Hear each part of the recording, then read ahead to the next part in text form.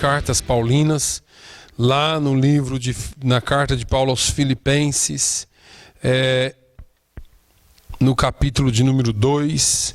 Eu vou citar aqui algumas passagens, mas se você quiser manter aberta a sua Bíblia no capítulo 2 da carta de Paulo aos Filipenses. Eu quero, irmãos, dar continuidade naquilo que eu já venho falando desde o início do ano, porque no primeiro domingo do ano eu falei sobre alguns conselhos paulinos para as nossas vidas, sobre como nos comportar.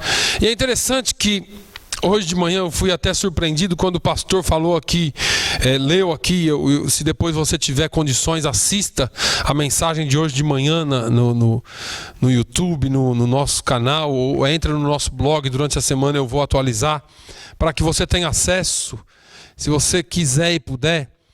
Porque ele citou aqui alguns tipos de declarações feitas por pastores de igrejas. Numa revista ou em alguns artigos lidos ou em algumas propagandas de igrejas. Então tem lá algumas propagandas interessantes. A nossa pregação não é aquela pregação que fala do pecado. A nossa pregação é uma pregação light. A nossa pregação é uma pregação que vai te fazer sentir confortável. Aliás, nem parece pregação, é uma pregação futurística, uma pregação que te deixa muito confortável dentro da igreja. E eu fico vendo e pensando, eu acho que Deus não nos chamou para esse tipo de coisa. E o pastor usou uma expressão muito boa aqui. Ele disse: olha, Deus não nos chamou para aquecer a água. O sujeito está dentro da água, vai morrer afogado, e a gente fala assim: não, vamos dar uma esquentadinha na água, que pelo menos ele vai se sentir confortável, né?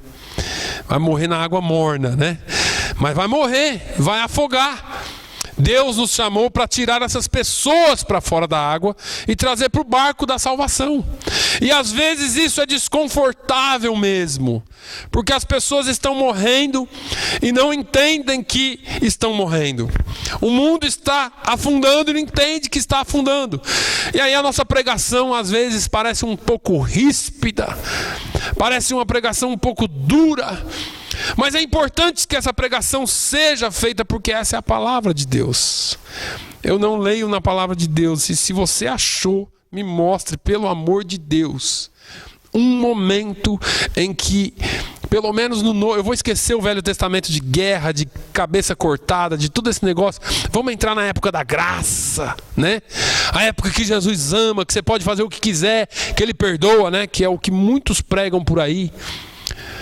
Vamos na época da graça. Eu não vejo em nenhum momento a palavra de Deus falando sobre vida confortável.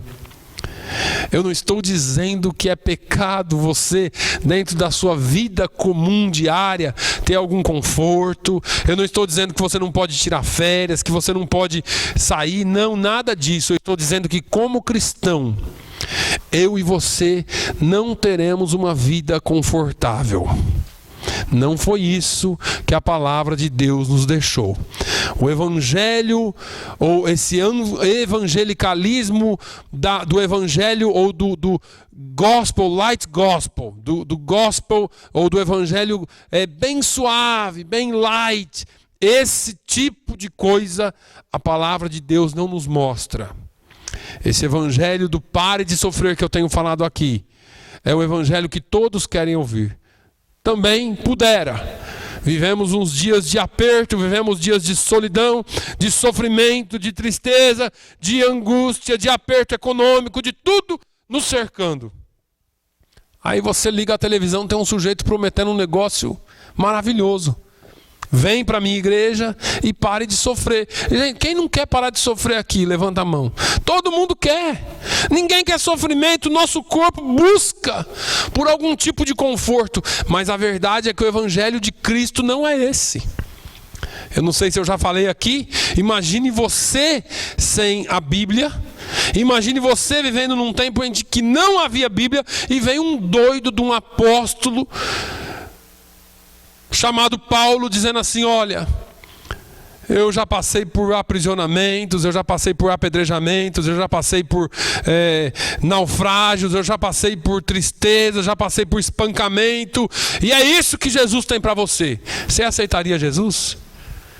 Eu estou fora desse negócio. Que evangelho louco que é esse? A diferença nossa em andar com Jesus é a forma como nós enfrentamos, porque essa questão de prisões, de tempo, de tristeza, de angústia, todo mundo tem. E se você encontrar uma pessoa que não tem, essa pessoa deve ser doida, não sei. E é simples assim, porque o sol que queima a sua cabeça, que é justo, queima a do ímpio também. A chuva que cai sobre você, cai sobre ele também. Agora, como é que nós recebemos isso que faz a diferença? Então eu queria começar esse ano. Eu já falei aqui sobre conselhos, eu sei que foi uma mensagem dura. Falei aqui sobre, a semana passada, sobre algum outro assunto que mexeu um pouco com a gente. Mas eu quero continuar falando nesse ano, e talvez eu fale bastante sobre isso algumas vezes, sobre unidade cristã. Unidade cristã. Unidade é determinado ou definido como estado de... Eu sei a tradução, a definição em inglês, e eu não sei a definição em português, é mole. Unidade é andarmos juntos, é estarmos em um só acordo, um só pensamento. É o state of oneness, é o estado de ser um só, de ser único, de ter um só pensamento, um só sentimento. Quando nós lemos o livro de Atos, no capítulo 2, a Bíblia diz que eles faziam tudo em comum, e repartiam tudo, e andavam no mesmo sentimento, no mesmo pensamento, na mesma fé. Isso é unidade. Então, é o retrato da igreja hoje. Todo mundo com o mesmo sentimento, com o mesmo pensamento, né? Parece que eu estou falando da igreja de hoje. E a gente sabe que não é bem assim. Eu quero, mais uma vez, trocar aqui, Andrew.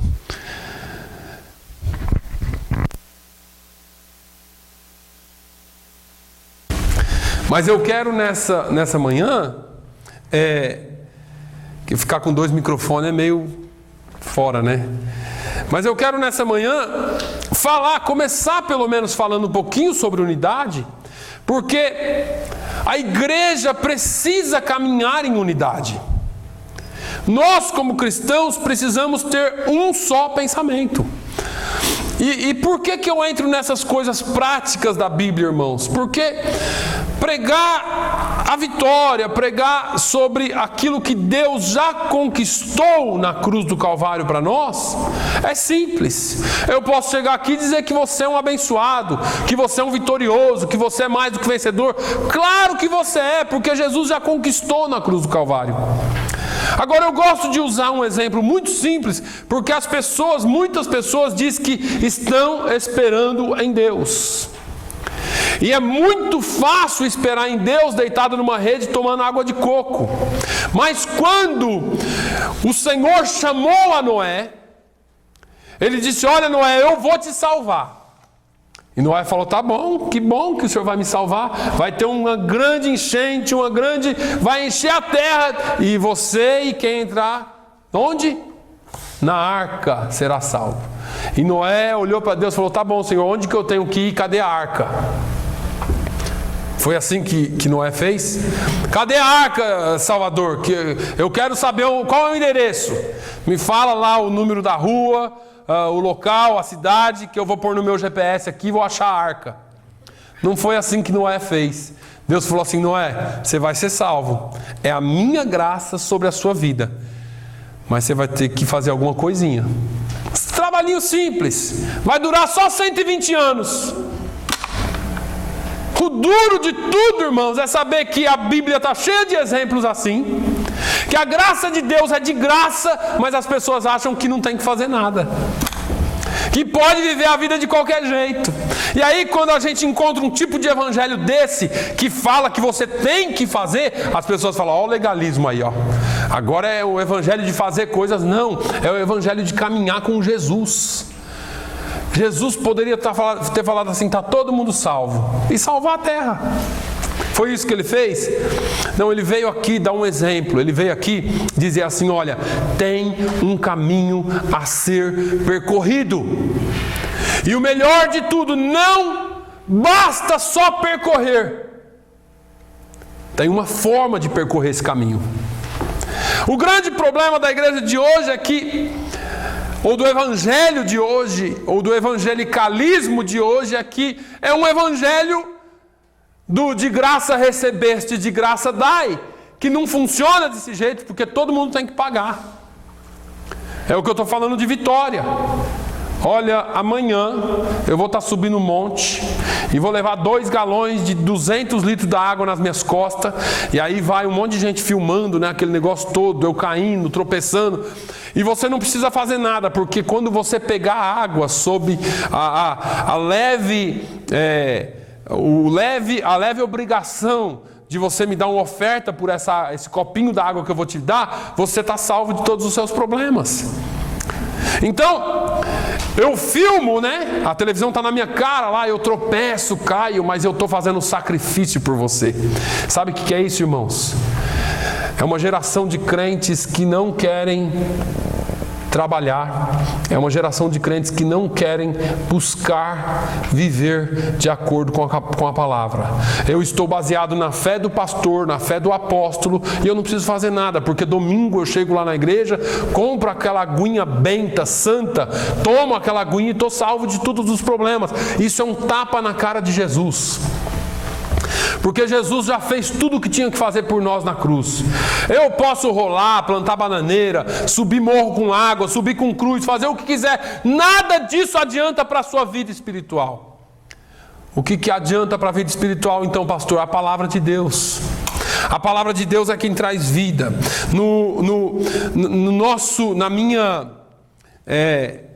Na minha devocional aqui com vocês hoje, na minha intenção em transmitir alguma coisa de valor para a igreja hoje, eu quero falar então sobre essa unidade espiritual que a igreja pode e deve viver.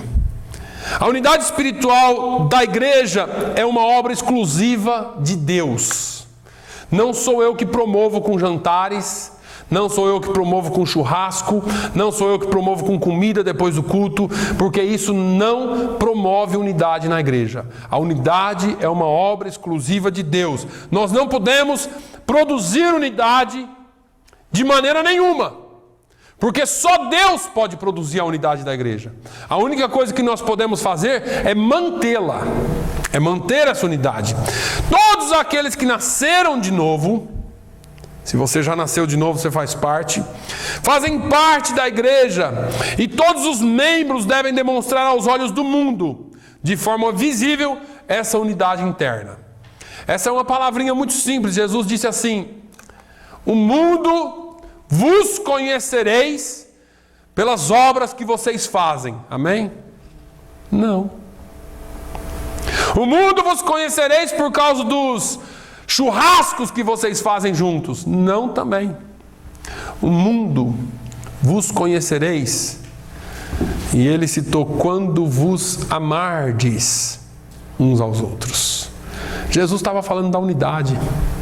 Quando vocês conhecerem uma palavrinha chamada amor, quando vocês demonstrarem esse amor, a desunião dos crentes, a desunião das famílias, a desunião. E quando eu falo desunião, não estou falando que você tem que almoçar na minha casa todo domingo, não estou falando que você tem que almoçar na casa de um do outro todo dia, não estou falando que você tem que bater na porta do seu irmão todo dia, nada disso. Eu estou falando de união espiritual, estar no mesmo propósito, no mesmo sentido, ser crente de verdade. Eu falei aqui para os irmãos domingo passado que algumas vezes eu tenho que fazer escolhas na minha vida. E uma das escolhas, das últimas escolhas que eu tenho feito, felizmente, é ser crente. Porque acontece tanta coisa, irmãos, e a gente tem que ficar... O que eu faço agora? Ah, não, eu sou homem, eu vou tirar satisfação. De hoje não passa, eu vou pegar, vou falar, vou isso. E Deus fala assim: não, seja crente. O tempo vai resolver esse negócio, Deus vai justificar esse negócio. Ele diz: sou eu quem te justifico. é o Senhor quem nos justifica, é o Senhor quem nos guarda. Então, a desunião dos crentes é uma ameaça à igreja. E, ao mesmo tempo, é um escândalo para o mundo. Quando nós somos desunidos, somos unidos só aqui domingo de manhã, mas quando não existe um compromisso um com o outro, e é muito fácil esse compromisso ser quebrado, irmãos, porque é assim, deixa eu falar uma coisa para os irmãos. E eu gosto de conversar com a igreja, porque a melhor coisa é a gente falar abertamente.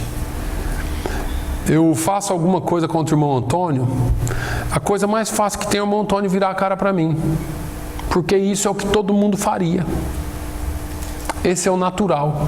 Agora, quando eu faço alguma coisa contra o irmão Antônio perdoa e é crente e resolve perdoar, resolve deixar para lá, ou então confrontar com amor.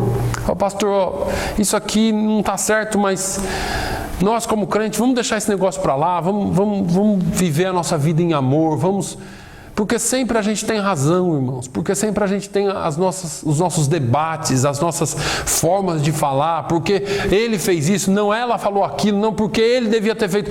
Tudo isso não vai gerar e não vai levar a lugar nenhum, só vai levar a desunião. Quando nós colocamos no nosso coração que nós precisamos ser crentes de verdade, então essas coisas não acontecem. Essa atitude de desunião, essa atitude de escândalo, desonra a Cristo e desonra a igreja. E você pode perguntar assim, mas pastor, por que o senhor está falando isso aqui hoje? Não sei, eu resolvi falar de unidade na igreja. E talvez Deus tenha colocado no meu coração para falar sobre isso.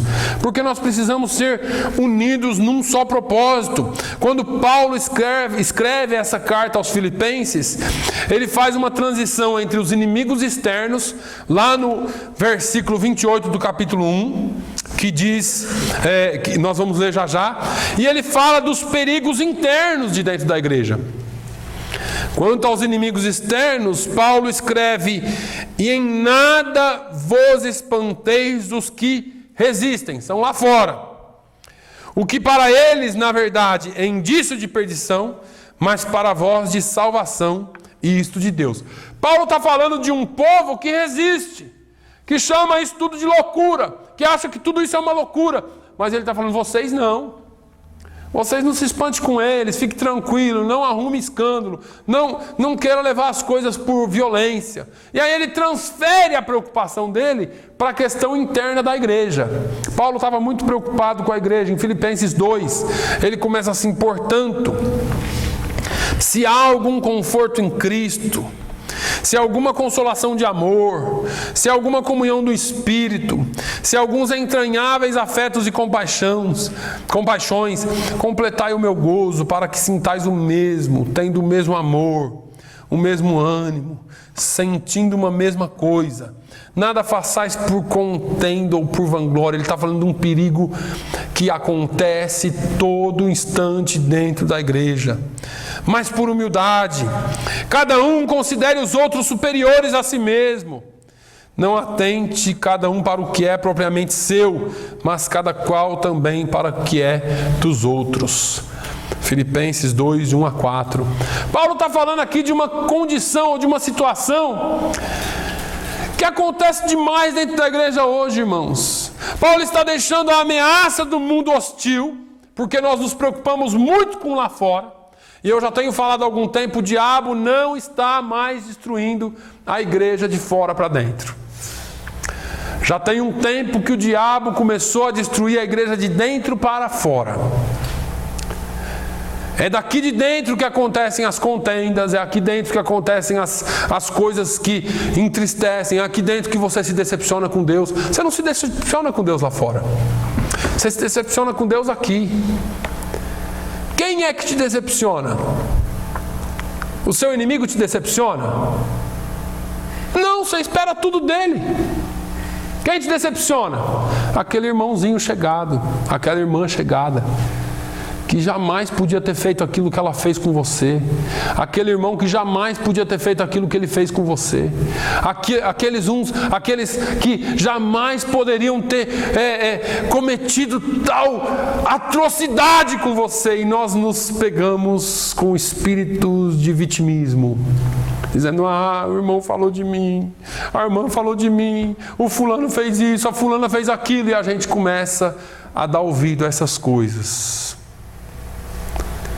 Nós não podemos, irmãos, de maneira nenhuma deixar que essas coisas invadam o nosso ser. Paulo, ele está falando de uma ameaça aqui dentro. Uma ameaça que provoca a divisão dentro da igreja. É a maior ameaça dentro de qualquer corpo. Jesus disse que um reino dividido não subsiste. Essa semana nós conversamos entre pastores sobre a dificuldade que é trabalhar em união com outros pastores. E ninguém aqui está falando de submissão, estar submetido a outra igreja, ou a outra igreja está debaixo da nossa mão, submetida a nós, nada disso. Estamos falando de trabalhar com união. Contactamos mais de 30 pastores nas últimas semanas. Convidamos para um evento de pastores, de oração. 3 responderam dizendo que ia. Olha só, nós contactamos mais de 30, 3 responderam dizendo que ia e nenhum apareceu. Esse é o cúmulo do cúmulo do cúmulo. Porque se eu falar para você assim, eu falei aqui domingo passado, não fale que vai, porque se você falar que vai, você tem que ir. Se você não for, você me manda o endereço do seu enterro que eu vou lá, porque para mim, você só não vai se você morreu, ou se alguém da sua família morreu, ou se aconteceu algum... Porque se você não cumprir com a sua palavra, alguma coisa está muito errada com você, não só sendo homem ou mulher, mas sendo homem ou mulher de Deus. Existe uma dificuldade muito grande de união no povo de Deus. O povo de Deus enfrenta essa... E hoje parece que a gente, lá no Brasil, a gente fala do horário inglês, né? Mas é no horário do inglês. É no relógio inglês. Por quê? Porque brasileiro gosta de chegar na hora em tudo, né? Brasileiro é bom para esse negócio, né? Chegar na hora em tudo. Vocês marcou todo mundo aqui sabe daquele negócio. Quer sair a 1? Marca meio-dia. Porque aí vai ter gente chegando umas 5 para 1, assim. E se você sair antes da 1, alguém vai falar: ué, povo doido? Mas estava marcado meio-dia, mas é assim mesmo, é cultural, né? Mas, como cristãos, nós precisamos ser diferentes. Como cristãos, nós temos que ter palavra nos mínimos detalhes. Nos mínimos detalhes. Eu não consigo engolir algumas coisas, irmãos, com relação a faltas assim. Eu fico... como eu tenho falado, eu sou crente, né? Eu procuro ser crente, mas tem hora que fica atravessado assim, que não desce de jeito nenhum. Se a pessoa falar para mim assim, eu vou fazer tal coisa e não fizer, eu fico numa situação complicada. E aí eu tenho que ser crente, muito crente, né? Então, Paulo, ele alerta para essa questão da igreja dividida. E a igreja dividida é presa fácil. Por quê? Porque pega uma ovelha e afasta ela do rebanho, deixa bem longe, sem pastor e sem rebanho.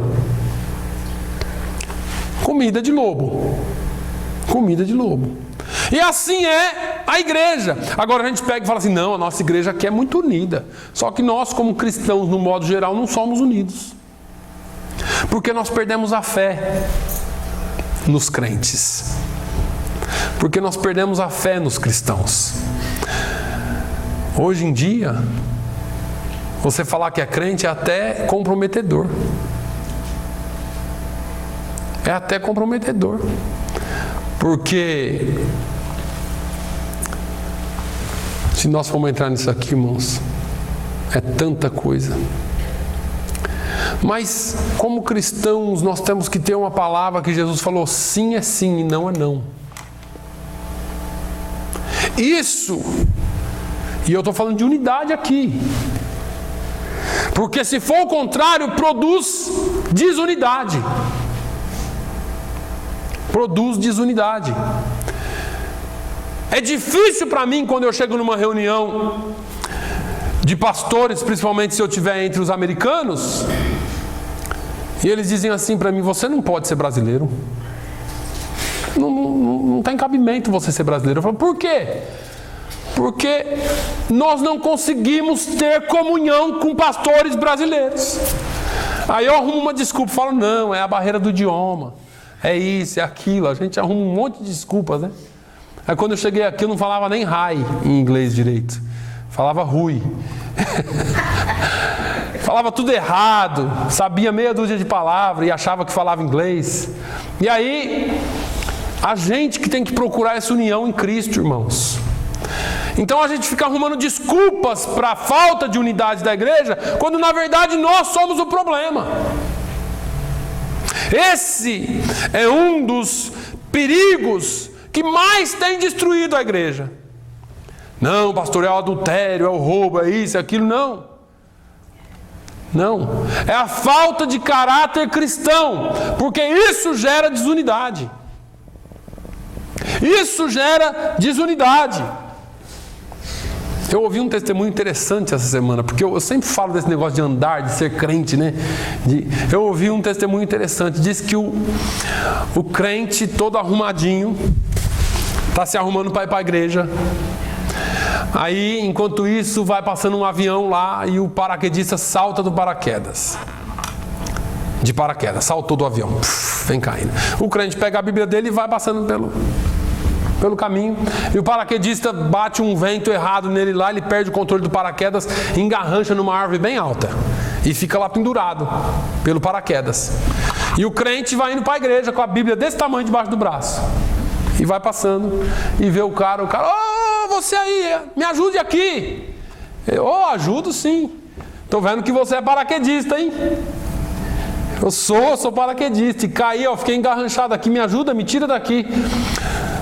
Você pulou daquele avião, porque eu ouvi o avião passando, não foi? Foi, pulei daquele avião, saltei agora do avião e engarranchei aqui. Me ajuda? Ajudo. Estou vendo que você é da Força Aérea pelo seu uniforme, hein? Você é da Força Aérea, né? Sou da Força... E é major, eu vejo as suas estrelas aí, você é major. Sou major, mas me ajuda, pelo amor de Deus, me tira daqui, rapaz. Eu ajudo, estou vendo que você está numa condição difícil, né? Tô sim, e tô vendo que você é crente. Eu sou crente. Como que você sabe? Porque é minha Bíblia? Não é a Bíblia não. Faz meia hora que você está dizendo um monte de verdade que não ajuda em nada. Crentes dizendo um monte de verdade que não ajuda em nada. Não sei se você entendeu. Receba a sua vitória, você é mais do que vencedor, faz isso, pula para lá, pula para cá, dá piruleta, tudo isso aí é tudo verdade. A Bíblia dá algumas aberturas para várias coisas, mas ajuda você em alguma coisa? Não, o que ajuda? É tirar o paraquedista de lá, irmão. Tem que ter vida, tem que ter ação. Tem que ter alguma coisa que faz você ser diferente. Porque pode passar um budista ali e dizer a mesma coisa, pode passar um muçulmano e dizer a mesma coisa. Só que quem é que vai ajudar é o bom samaritano. E aí Jesus cota ou fala o bom samaritano. E Jesus, eu falei já aqui para vocês, não falou de religião. Não falou se ele cantava, se ele pregava, se ele era bonito, se ele era feio. Jesus falou de uma ação que ele tomou. Ser crente é ser como Noé. Jesus, me manda o endereço. Não, o que é para eu fazer? Você vai pegar a árvore tal, vai fazer de tantos metros, de tantos isso, tanto aquilo, 2 andares, 10 andares, sei lá o que foi. Você vai fazer, Noé. Não, Jesus, é muito trabalho. Esse negócio de ser salvo está muito difícil. Deixa eu ficar aqui mesmo e morrer afogado. Está cheio de crente assim. não quer tomar atitude, não quer fazer as coisas, e isso estoura, acaba com a união da igreja. Nós queremos que Deus abençoe a nossa vida, nós queremos que Deus faça por nós, mas nós não queremos fazer aquilo que Deus nos chamou para fazer. Com as nossas atitudes nós não assumimos.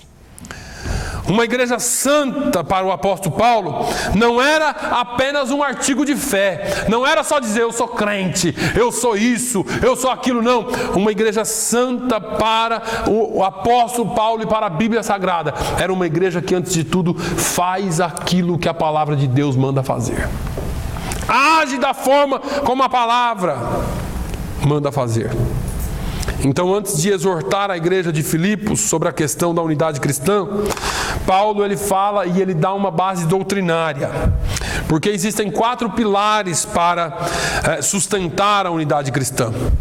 E esses pilares são criados pela igreja, ou melhor, são mantidos pela igreja, são criação de Deus. O Senhor já deu os pilares, a igreja tem que manter. Paulo coloca esses fundamentos em forma de cláusulas condicionais, entenda isso, são leis, são cláusulas, parágrafos nessa lei, que são condicionais, mas ele assume em cada uma dessas cláusulas que essa condição é verdadeira. Esses pilares, eles já existem, mas eles precisam ser mantidos porque eles são o alicerce da unidade da igreja. Os crentes estão em Cristo, experimentando a realidade do amor de Deus, pela ação do Espírito Santo, mas nós precisamos manter esses pilares. E quais seriam esses pilares? A primeira coisa que nós precisamos aprender, irmãos, com essa palavra de Filipenses 2, Filipenses capítulo 2 e versículo 1. A palavra traduzida aqui do grego sugere uma obrigação colocada sobre os filipenses.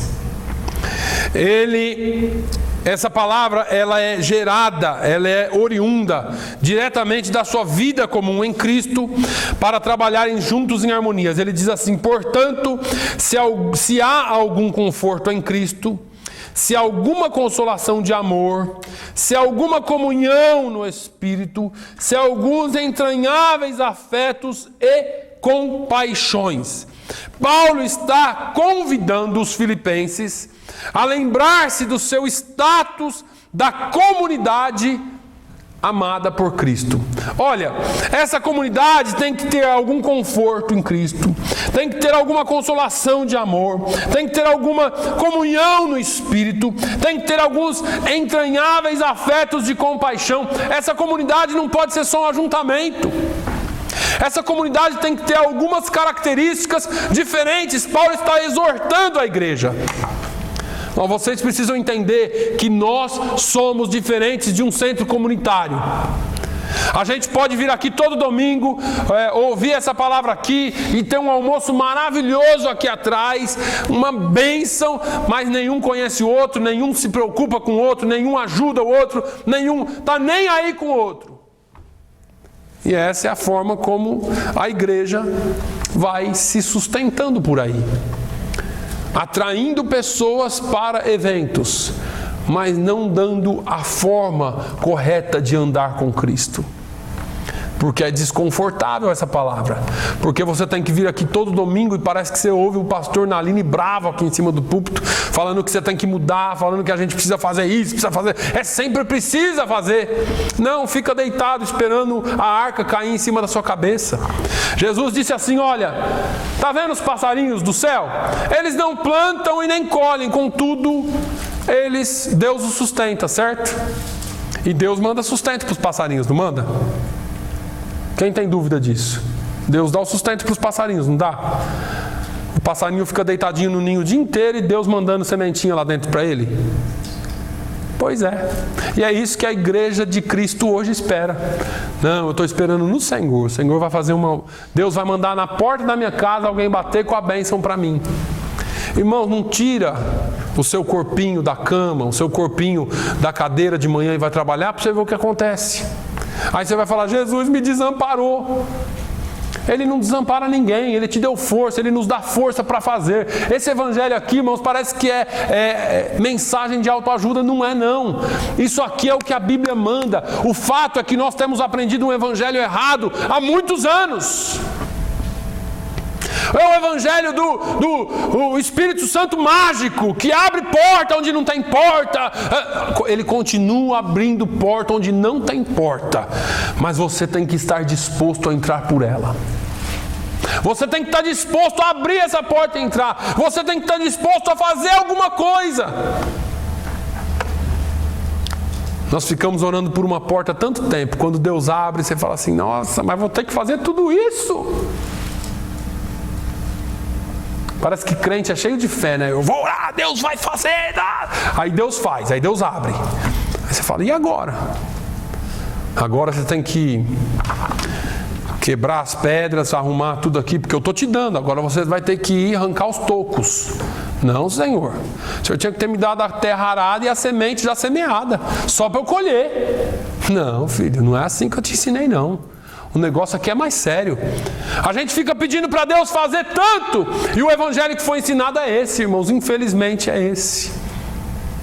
E assim nós estamos recebendo, porque Paulo falou, da mesma forma como vós recebestes o evangelho, andai nele. O fato é que estamos andando da maneira errada porque recebemos da maneira errada.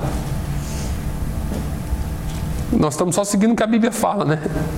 Da forma como recebeste, andai nele. Aí você recebe aprendendo que você tem que ter a garrafinha com a água do Rio Jordão, que você tem que ter a areinha do deserto onde Jesus foi tentado pelo diabo e venceu a tentação, que você tem que ter o pãozinho que Jesus quebrou na mesa dos discípulos, que você tem que ter a garrafinha com isso, o olhinho de azeite de não sei das quantas, o pedacinho da barba de Arão. E os crentes vão vivendo esse sincretismo religioso terrível, que mata a igreja, desune a igreja, porque cria um bando de egoístas dentro da igreja. Eu quero a minha bênção. E aí a gente vê essas músicas, né? Eu vou receber minha bênção, o negócio é sabor de mel, meu inimigo vai estar na plateia vendo a minha vitória. E você fala, meu Jesus, que evangelho que é esse do... dê a outra face? Não, aqui nesse evangelho o inimigo tem que comer grama mesmo. Eu vou orar e Deus vai botar ele na cama. Eu vou orar e Deus vai matar. E assim nós vamos aprender nesse evangelho doido, que não resolve nada na nossa vida. Você vê as igrejas, vai dentro da cadeia, eu já falei aqui. Vai dentro das cadeias, vê os nomes que tem lá. E eu não vou falar dos Estados Unidos, que é um país com raízes cristãs, que os nomes são... Vai no Brasil, vê o tanto de Daniel, Ezequiel, Sadraque, Mesaque, Abidnego que tem dentro das cadeias. Vocês pensam que eu estou brincando? Quem que é doido de colocar Azarias em nome de filho? Só crente. Só crente coloca esses nomes. Vai dentro das cadeias, 70% a 80% dos presos lá tem esses nomes. Por que, pastor? Não, porque são filhos de crentes. Ah, não, Quer ir um pouquinho mais longe? Vai no hospício, lá no Brasil. Não, pastor, aí foi longe demais. Não fui. É pesquisa concretizada. 75% dos doidos são crentes. É isso que eu estou brincando? São crentes porque esperaram demais num dom, porque esperaram demais. Não, eu quero falar línguas. Eu vou falar línguas, começo a falar língua. E depois a irmã vai na feira e pede banana em línguas estranhas. Tá doido, irmão? Tem que ir pro hospício mesmo. Vocês pensam que eu tô... Não é brincadeira, não. Eu ouvi o testemunho de um pastor que recebeu a irmã lá no consultório dele, no escritório dele, né? E a irmã chegou e falou assim: a paz do Senhor, pastor Sirianda, Alabassuri, falou um monte de coisa e o pastor ficou olhando para a cara dela. E a irmã falava uma palavra normal e 20 em língua, uma normal e 20 em língua. O pastor falou assim: para, irmã, para.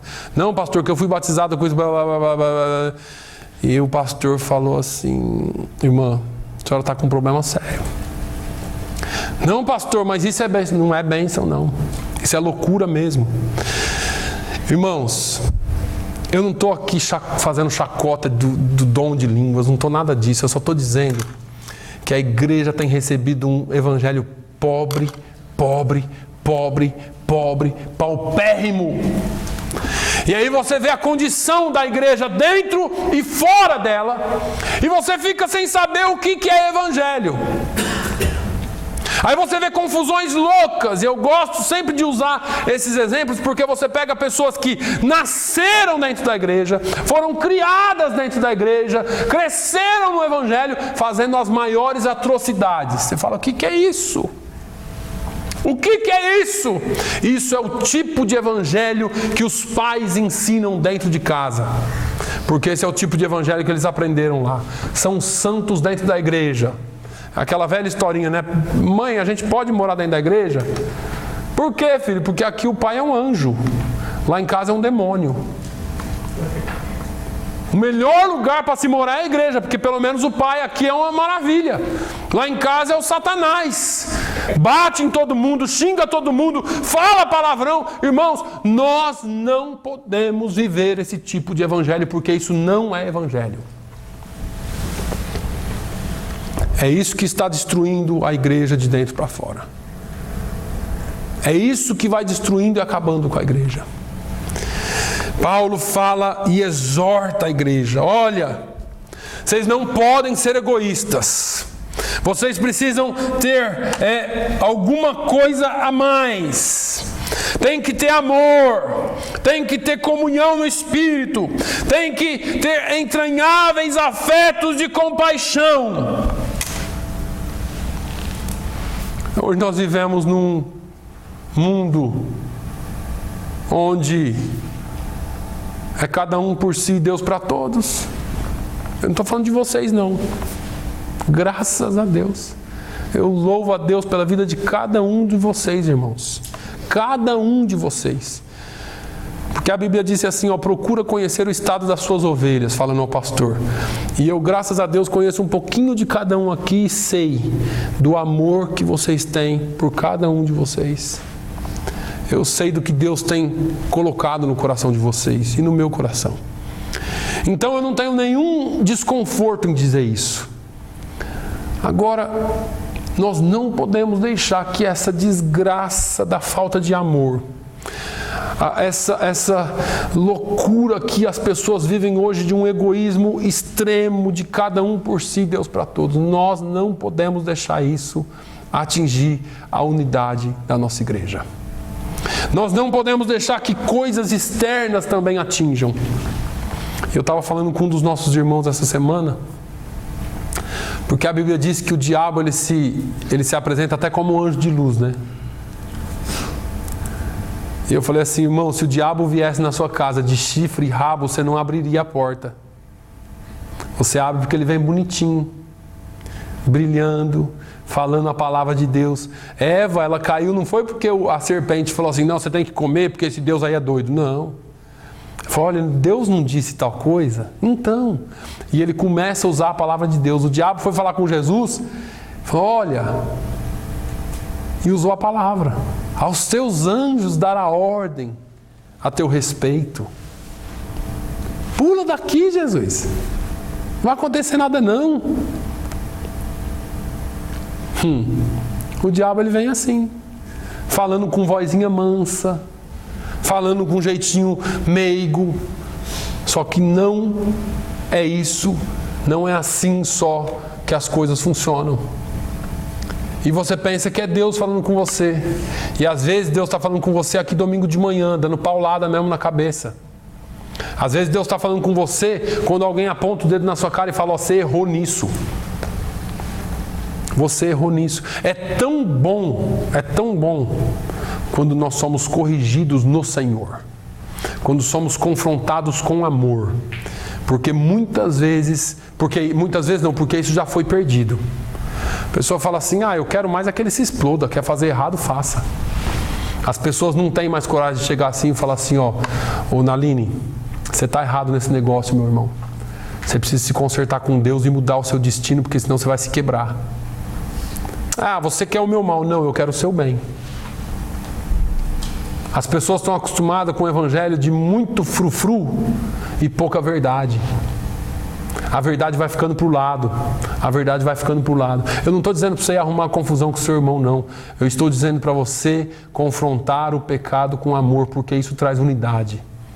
Eu vi testemunho esses dias da pessoa que foi confrontada, e quando ela foi confrontada, ela reconheceu o seu erro. Disse assim, interessante, eu me senti mais leve. Porque não houve quebra de amizade, não houve quebra de respeito. Quem me confrontou com amor, me falou a verdade, e eu me senti mais leve por saber que por eu saber que dentro de mim eu tinha aceitado aquilo. Como é bom quando você tem uma pessoa que pode chegar em você, que você confia, e essa pessoa dizer assim, olha, você está errado. Você está errado, você precisa fazer isso. Assim não está certo. Vai dar errado. Quem ouve, amém. Quem não ouve, amém. Mas isso é o que a palavra de Deus nos exorta.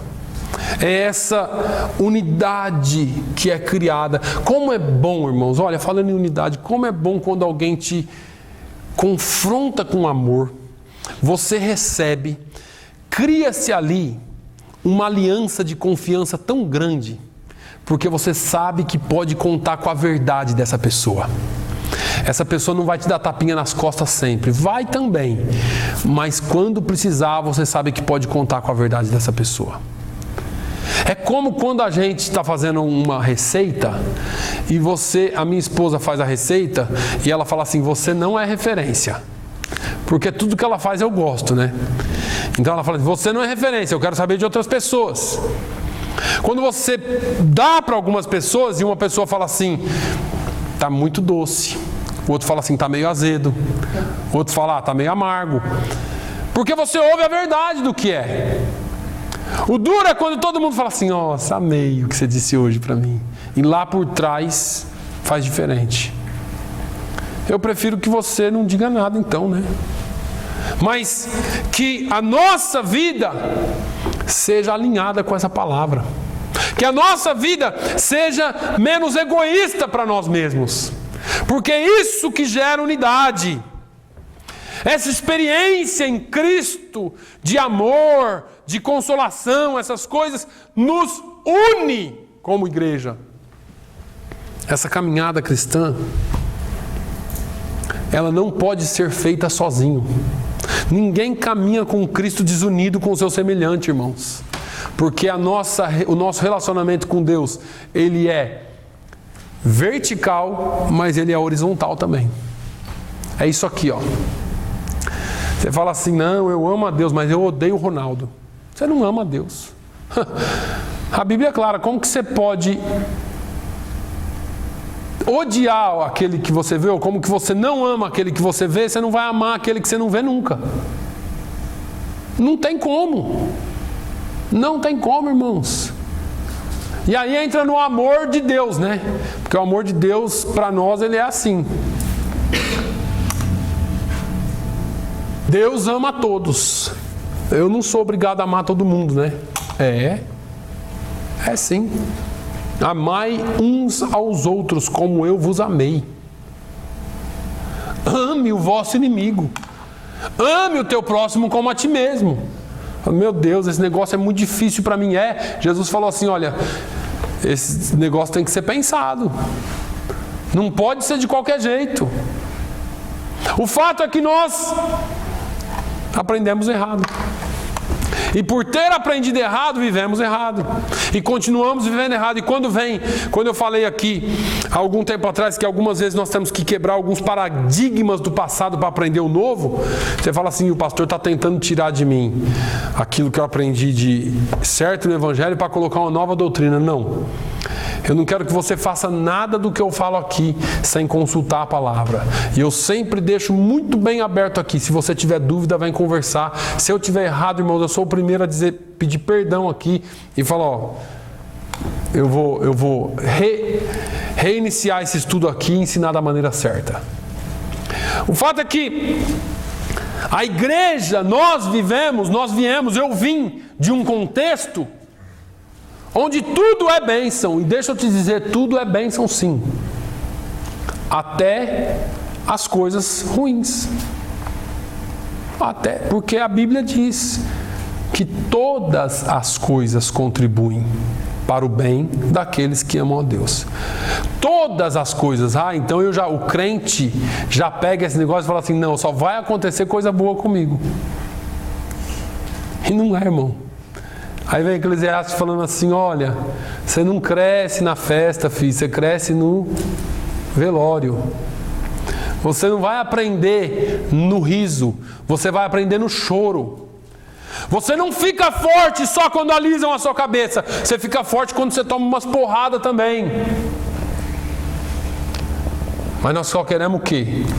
Tapinha nas costas, alisãozinho na cabeça. Quando alguém chega para você e fala assim, você precisa mudar isso, porque do jeito que você está fazendo a Bíblia condena. Aquele homem não gosta de mim não. Lá não gosta de mim não, está falando contra mim. Unidade cristã, ela é alcançada quando nós temos comunhão com Deus e com os homens. Quando nós conseguimos, dentro dessa nossa pequena esfera, demonstrar o amor de Deus pelo mundo através das nossas vidas. Esse assunto vai um pouco mais longe, irmãos. Eu vou parar por aqui hoje. Nós vamos continuar falando sobre ele. Porque eu prefiro muito mais vir aqui ensinar você como andar uma vida cristã do que vir aqui te fazer dar pulos de alegria. Eu acho que talvez alguém saia daqui hoje chateado comigo. Não sei, se Deus quiser não. Mas se isso acontecer, raciocine, pense. A palavra é para todos nós. E essa é a palavra que nos conduz à vida. Não são os tapinhas nas costas. Eu já vi muito tapinha, eu já tomei muito tapinha nas costas de quem queria me ver morto. Então, por favor, não tenha ilusão na vida. A Bíblia, a palavra de Deus nos traz, e o conselho de hoje é: não sede egoístas. Senão você quebra a unidade da igreja. Não sede egoísta, para que você não quebre a unidade com os irmãos. Porque se você quebrar a unidade com os irmãos, você acabou de quebrar a unidade com Deus. Amém? Fique com essa palavra para você hoje, nós continuamos depois. Pai, eu te louvo, eu te agradeço mais uma vez pelo teu amor. Eu te agradeço, Senhor, pelo cuidado que o Senhor tem tido. Eu te agradeço, Senhor, pelo cuidado que o Senhor tem cuidado de nós. Quero pedir, Senhor, que tu continues abençoando a tua igreja, cuidando da tua igreja e, mais do que tudo, abrindo a nossa inteligência, abrindo o nosso ser para receber a tua palavra como ela é. Que nós não tenhamos nenhum tipo de ilusão com relação ao mundo, mas que a nossa vida esteja pautada e alicerçada em ti e na tua palavra.